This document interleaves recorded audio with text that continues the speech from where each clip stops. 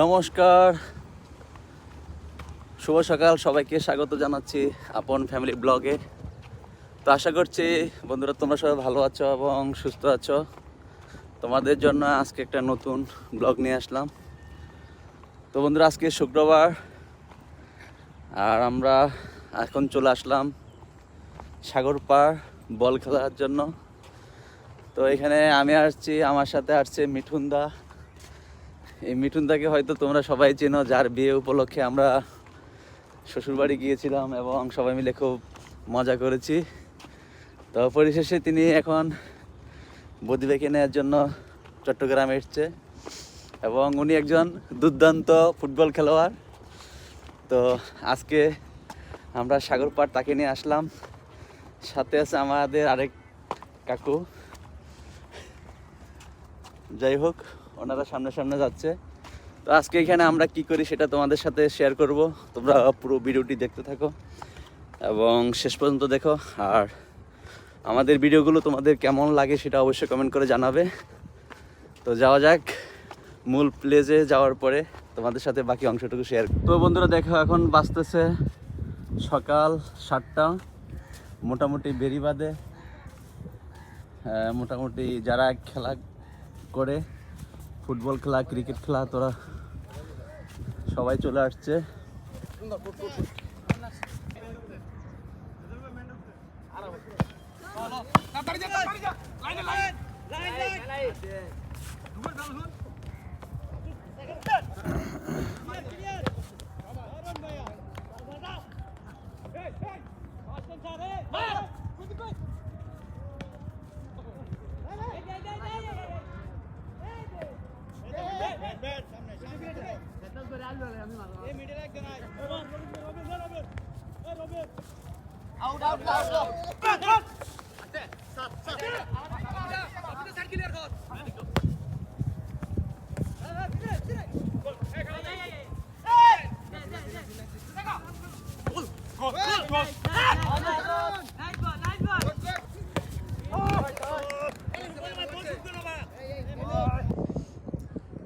তো বন্ধুরা আমরা এখন বর্তমানে যে জায়গায় অবস্থান করছি এটা হচ্ছে চট্টগ্রাম বন্দর টিলার বিপরীতে যে বেড়িবাঁধটি রয়েছে সেখানে।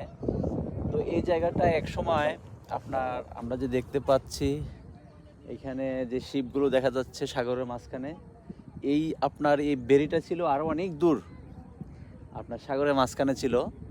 তো সেটা মোটামুটি ভাঙতে ভাঙতে একেবারে মেন যে বড় বেড়িবাঁধটা রয়েছে সেটাই পৌঁছে গেছে। অর্থাৎ এটা হচ্ছে টার্নেলের মূল রাস্তা, এটা বড় বেড়িবাঁধ। তো সেটার কাছে গিয়ে পৌঁছে গেছে। তো এটা যদি বর্তমানে বাংলাদেশ সরকার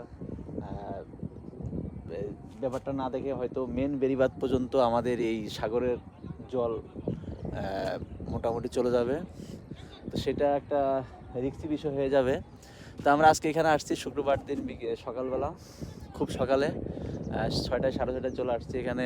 আমার মিঠুনদা এবং আমার আরেক আঙ্কেল, ওরা প্রতিদিন ফুটবল খেলে। তো আমি আসছি এখানে একটু ওনাদের সাথে। তো তোমাদের সাথে আজকে ভিডিওটি শেয়ার করছি। আর এই জায়গাটা মূলত ছিল পুরোটা কেরফা বাগান। তোমরা হয়তো দেখতেই পাচ্ছ যে কেরফা গাছের যে গোড়ার অংশটুকু রয়ে গেছে, এই বড় বড় গাছ যে ছিল সেগুলো কিছু অংশ রয়ে গেছে। তো এখানে আজকের মোটামুটি সকালটা খুব ভালোই কাটছে। তো সবাই আমাদের ভিডিওটি কন্টিনিউ করো।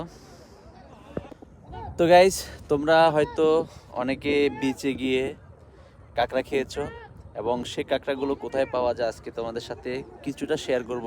এখন বর্তমানে কাঁকড়া তেমন একটা পাওয়া যায় না, তবে কিসে কাঁকড়া পাওয়া যায়, কোথা থেকে ধরে নিয়ে সেটা বিক্রি করে বা আমরা খেতে পারি বা বেচে খেতে পারি, সেটা তোমাদের সাথে একটু অংশ শেয়ার করব।